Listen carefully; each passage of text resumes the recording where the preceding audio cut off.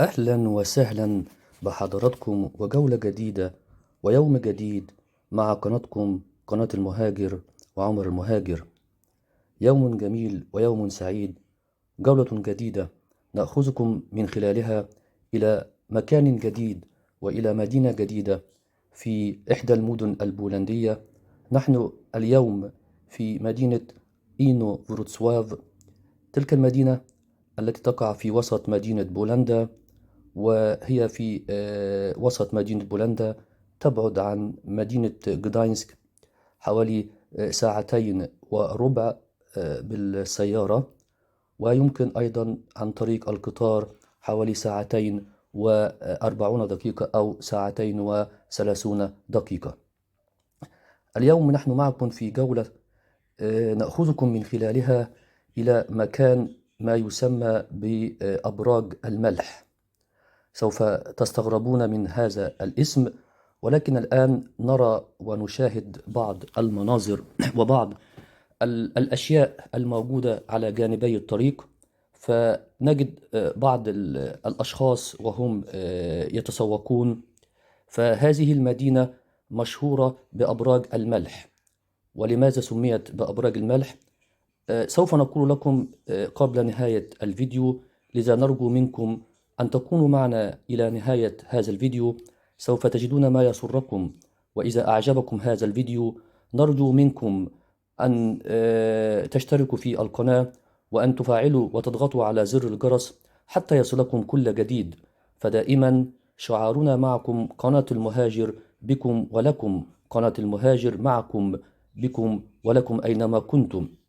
هذا المكان هو عبارة عن محمية طبيعية إلى بعض الأشخاص الذين لديهم بعض المشاكل في أمراض الجهاز التنفسي أو ارتفاع ضغط الدم والحساسية. وهذا المكان لم يوجد من قبيل الصدفة، ولكن الآن على جنبات الطريق هذا عبارة عن كوبري خشبي أعد خصيصا منذ مئات السنين. فتلك المدينة في العصر الذي كان يحكم فيه بولندا الملك هي كانت مدينة ملكية، ولقد تم تصميم هذه المدينة أو تم إنشاء هذا المكان بوجه عام وبوجه خاص في مدينة إينو فروسواف، التي يبلغ تعداد سكانها إلى آخر إحصائية حوالي 70,000 نسمة. فكما نرى الآن المناظر الطبيعية، الأشجار والخضرة والورود على جانبي الطريق. وهذا المكان في السابق كان يوجد كمحمية طبيعية أو مكان لكل الأشخاص الذين لديهم مشكلة في أمراض الرئة أو الجهاز التنفسي أو الحساسية لكبار السن. كما نرى في الصور الآن أن معظم الأشخاص هنا ومن رواد هذه المنطقة هذا المكان هم من كبار السن، ولكن وليس فقط من كبار السن، ولكن دعونا نرى ودعونا نأخذكم في جولة سريعة مرة أخرى في داخل هذا المكان. والآن نرى إحدى النافورات الموجودة، وهذه النافورة أو تلك النافورة في الليل وفي المساء تضيء بعض الأنوار، ألوان أحمر أو أخضر وأزرق، فمنظر جميل، منظر بديع. لقد تم التعديل والتحديث في هذا المكان، ففي السابق لم تكن موجودة تلك الأشياء كما نرى الآن.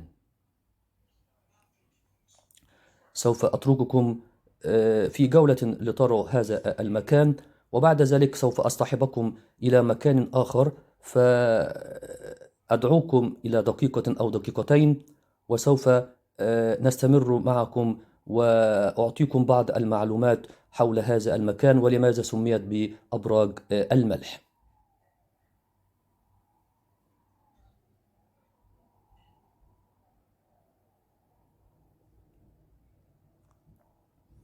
الآن مرة أخرى نرى منظر البط هنا موجود بكثرة وبكثافة، وبعض الأشخاص قالوا لي أن هذا المكان يذكرنا أيضا في هولندا، في أمستردام بالأخص، ولكن هنا في مدينة بولندا حيث الطبيعة الخلابة والمناظر الجميلة والورود، ففي فصل الصيف بيكون الطقس فرصة للتنزه، والآن نرى أن بعض السياح ليس فقط من داخل الاتحاد الأوروبي ولكن أيضا من الدول العربية ومن إحدى البلدان. فنرى الآن الورود والمناظر الطبيعية الجميلة ليس فقط على جانبي الطريق ولكن في كل الأماكن الموجودة. فبولندا في الشمال أو في الوسط حتى في الجنوب، كل إقليم من أقاليم دولة بولندا له طبيعته الخاصة وله خصوصيته. فنحن نسكن في الشمال في مدينة جداينسك أو الثلاث مدن جداينسك، جدينيا، وسوبوت. ولكن الآن أردت أن أصطحبكم معنا في هذه الجولة في هذا المكان. كما قلت لكم أننا الآن في مدينة إنو فروسواف التي تبعد مرة أخرى عن مدينة جداينسك حوالي 2.25 ساعة. والآن نرى من بعيد هذه الأبراج الملحية، هذه الأبراج التي صممت خصيصا للأشخاص الذين لديهم بعض المشاكل. ونرى الآن تنجنا سولانكو إنو فروسواف. إنو فروسواف هو اسم المدينة، وتنجنا سولانكو عبارة عن أبراج الملح، وخصيصا صنعت كالأبراج الموجودة التي يبلغ طولها حوالي 300 متر طول. وفي من الداخل سوف نرى الآن ونكون عن قرب ونشرح لكم بالتفصيل. هذه هي لوحة استرشادية لتعريف المكان. لكل محافظة موجود اسم المحافظ وما شابه ذلك. الآن نأخذكم معنا في جولة وندخل الآن إلى الداخل وبالقرب من الأبراج الملحية التي خصصت على شكل برج. وهذا البرج من الخشب ومن بعض أوراق الشجر التي صنعت خصيصا لكي تتحمل طبيعة الماء الذي ينحدر من أعلى مع الملح. فهذا يتفاعل الملح مع الماء. وكما قلنا للأشخاص الذين لديهم بعض الأمراض في المزمنة في الجهاز التنفسي العلوي أو ارتفاع في ضغط الدم والحساسية، فمن الجزء العلوي يخرج الملح وينزل مع الماء. وكما نرى الآن على الأرضية هذا هو الملح الأبيض الموجود. فهذا الملح يساعد على أن تتنفس التنفس بطريقة جيدة وطريقة جيدة لكي يعالج أمراض الجهاز التنفسي، ارتفاع ضغط الدم والحساسية. ونرى كما قلنا لكم هذا جزء مخصوص من الشجر المصنع الموجود هنا بالأخص في هذه المدينة، مدينة إنو فروسواف. ولكن نقول لكم أنه لم تكن هذه المدينة أو هذه الأبراج الملحية هنا بقبيل الصدفة، ولكن كانت معدة خصيصا منذ مئات السنين أو منذ الفترات الموجودة منذ بضع سنين. فنقول أيضا أن مدينة أنفروسواف هي في محافظة كويافسكي بومورسكي، وهي واحدة من أكبر وأقدم المدن التاريخية في بولندا، وكانت موجودة وكما يسمى باللغة الإنجليزية أنها المدينة الملكية في عصر الملك آنذاك.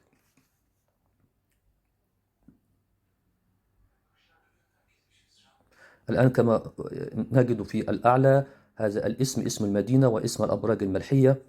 وهنا على يميننا وعلى يسارنا، على يمينك وعلى يسارك، نجد الملح الذي يتساقط من الأعلى ومع هذا الماء الذي يوجد خصيصا هنا لمعالجة أمراض الجهاز التنفسي. فأرجو إلى كل من يشاهد هذا الفيديو من داخل دولة بولندا وجمهورية بولندا، إذا أعجبكم هذا الفيديو لا تنسوا الإعجاب والاشتراك والضغط على زر الجرس حتى يصلكم كل جديد. وإذا كنتم من خارج دولة بولندا أو تشاهدون الآن عبر منصة اليوتيوب وعبر الإنترنت، فأنا أدعوكم إلى زيارة هذه المدينة وإلى زيارة هذا المكان، فسوف يعجبكم. وهنا الآن نجد في الأعلى هذا المنظر، وهذا الرجل قد جاء هنا أيضا لديه مشكلة ما في الحساسية أو في ارتفاع ضغط الدم. وكنت قد أجرت بعض اللقاءات مع بعض الأشخاص. ونجد في الأعلى فقط هذا الجزء فوق، فهو عبارة عن بانوراما يمكنك من خلالها أن تنظر إلى البارك الموجود وإلى الحديقة الموجودة أسفل. وهو عبارة عن بانوراما طبيعية جميلة في هذا الوقت. سوف أترككم قليلا حتى تشاهدوا وأعود إليكم مرة أخرى. ولكن قبل ذلك أوجه أن أنبه حضراتكم أن هذا هو نوع خصيص من الشجر الموجود أو عيدان الشجر التي تتفاعل مع المياه الملحية والماء، فمن الأعلى إلى الأسفل تسقط. وكما أشير لكم الآن هي عبارة عن أنواع موجودة من أنواع الشجر التي تتفاعل مع المياه الملحية التي تساعد على التنفس ومعالجة أمراض الجهاز التنفسي العلوي وارتفاع ضغط الدم والحساسية.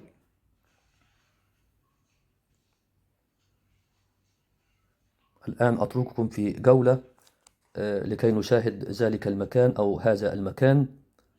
وهنا بعض الإرشادات زي باللغة البولندية: احترسوا، فالأرض دائما ما تكون مبلولة.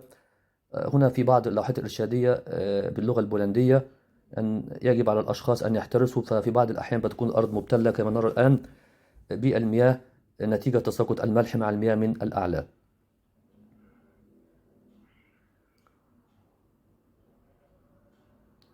هنا كما قلت لكم ونوهت أنه عبارة عن من الأسفل هذه العمدان الخشبية، ومنظر عبارة عن بانوراما جميلة.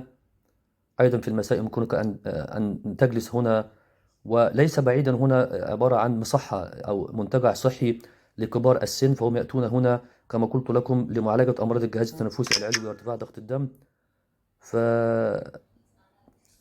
أرجو من كل من يشاهدنا ويشاهد هذا الفيديو ألا تنسوا الاشتراك في القناة وتفعيل زر الجرس حتى يصلكم كل جديد، وإعجابكم وإذا أعجبكم هذا الفيديو أرجو أن تشيروه، وأن ترسلوا هذا الفيديو إلى أشخاص آخرين، وأن تشتركوا في القناة وتضغطوا على زر الجرس كما قلت لكم حتى يصلكم كل جديد.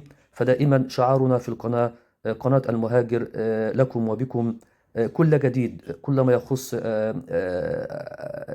المناظر السياحية والأماكن السياحية وكل جديد. ونرى الآن بعض الأشخاص من كبار السن وهم يجلسون، فيقضون بعض الوقت في التحدث وفي أيضا الاستمتاع، وليس فقط لكبار السن أيضا، ولكن بعض الأشخاص حتى يأتون هنا من بعض البلاد المجاورة من ألمانيا ومن دول الإسكندنافية. فهي عبارة عن منطقة سياحية جميلة. وأرجو من كل شخص يشاهدنا ويشاهد هذا الفيديو إذا سمحت لكم الفرصة أن تأتوا هنا وأن تشاهدوا هذا المكان. هنا إحدى الأسر، الأب والأم والطفل.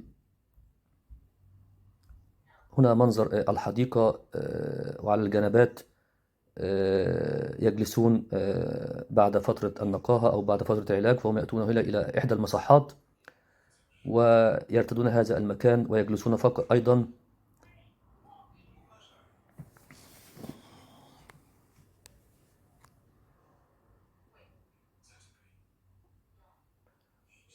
والآن أحاول أن أصطحبكم معنا وأن إلى أعلى هذا البرج الخشبي حتى أريكم بعض المناظر من فوق وبانوراما جميلة. وهنا عبارة عن إحدى الكافيتريات، يمكنكم الاسترخاء وتشاهدون منظر الخضرة ومنظر الورود. وهذا المكان عبارة عن ليس فقط محمية طبيعية أو عبارة عن يعني مصحة مصغرة، ولكن إلى كل الأشخاص، ليس فقط كبار السن ولكن أيضا أطفال. فقد قابلت مع بعض الأطفال الصغار الذين يأتون هنا مع أسرهم ويقضون وقت جميل وفي الترفيه. هنا أيضا على هذا الجانب ليس فقط إحدى الكافيتريات، ولكن أيضا يوجد بعض الأماكن للترفيه كما نرى الآن. ترى أن تلعب قطعة الشطرنج أو ما شابه. فالآن أيضا وددت أن أبين لكم هذا كما كان يوجد لدينا في البلدان العربية لعبة السلم والثعبان أو الشطرنج. فهنا يمكنك أن تجلس مع الأسرة مع الأطفال وفي أمان تام. وهذا المكان روعة وجميل أيضا. إحدى الأسر الزوج وزوجته، وما أجمل هذا الورود وهذه الورود وهذا المكان. وأيضا هنا إحدى الأسر الجد والجدة، الجد والجدة والحفيدة. فكما قلت لكم ليس فقط هنا لكبار السن، ولكن أيضا إحدى الأشخاص يمارسون رياضة المشي. فهنا أيضا إحدى السيدات من كبار السن وعلى جانب الطريق. وهنا إحدى الإرشادات أن التذكرة تكلفتها إلى مثلا إلى الأطفال والصغار هي عبارة عن 2.5 زلوطة للشخص العادي، يعني حوالي 50 سنت، لأن الواحد يورو أو 4 زلوطة. فهنا عبارة عن 2.5 للشخص العادي و2 زلوطة للطفل. فليس فقط 50 سنتا أو 30 أو 40 سنتا، يعني شيء يعني رخيص جدا وزهيد. هذا ثمن الطلوع إلى الأعلى لكي ترى وتشاهد البانوراما من الأعلى في هذا البرج الخشبي، وعلى بانورامة تشاهد المنظر من الأعلى.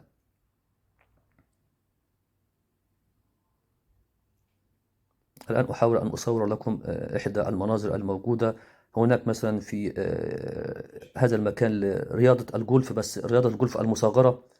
يمكنك أن تلعب هنا وأن تمارس رياضة المشي أو الجري أو لعبة البينج بونج.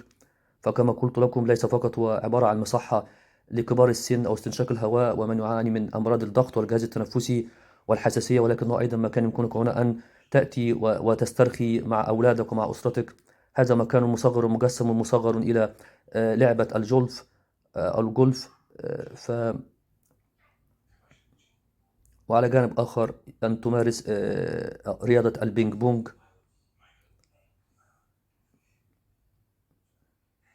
هذه هي طاولة لممارسة رياضة البينج بونج.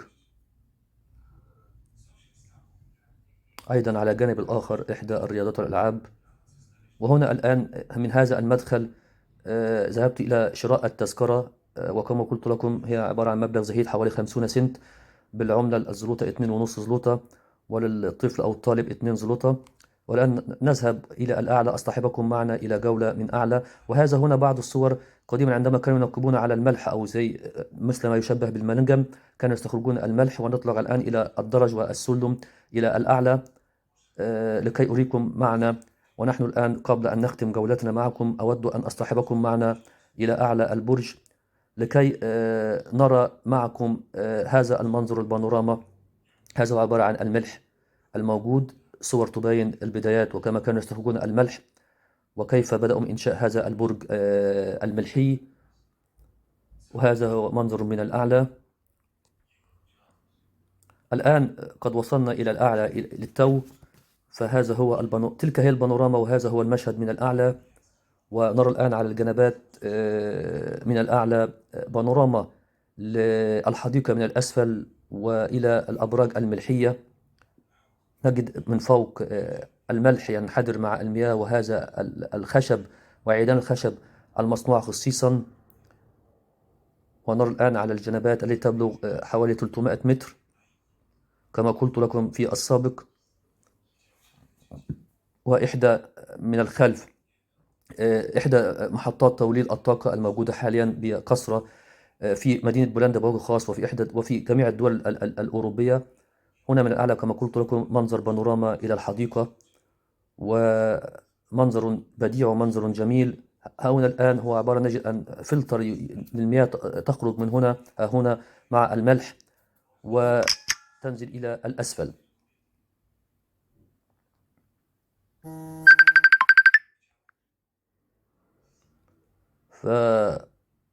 فأرجو أن يكون قد عجبكم الفيديو اليوم، وأن تكون هذه الجولة من مدينة إينو فروتسواف التي تقع مرة أخرى حوالي 2.25 ساعة بالسيارة و2.5 ساعة بالقطار عن مدينة جداينسك، وهي في وسط بولندا، ويبلغ عدد سكانها حوالي الآن 70,000 نسمة، وفي محافظة كويفسكي بومورسكي. وكانت في السابق واحدة من أكبر وأقدم المدن التاريخية في بولندا.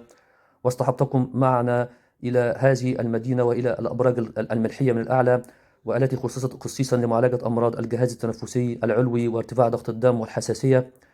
وكما قلت لكم كل من يشاهدنا من بولندا أو من خارج بولندا ومن إحدى الدول العربية، أرجو إذا أعجبكم هذا الفيديو ألا تنسوا الاشتراك وتفعيل زر الجرس حتى يصلكم كل جديد، وأن نرسل الفيديو ونشير هذا المحتوى إلى أكثر عدد من الناس. فشعار قناة المهاجر هي بكم ولكم، دائما لكم وبكم. سعدت بكم جميعا، وأرجو أن تكونوا استمتعتم بهذا الفيديو. وفي رعاية الله، والسلام عليكم ورحمة الله وبركاته، وإلى فيديو آخر جديد إن شاء الله.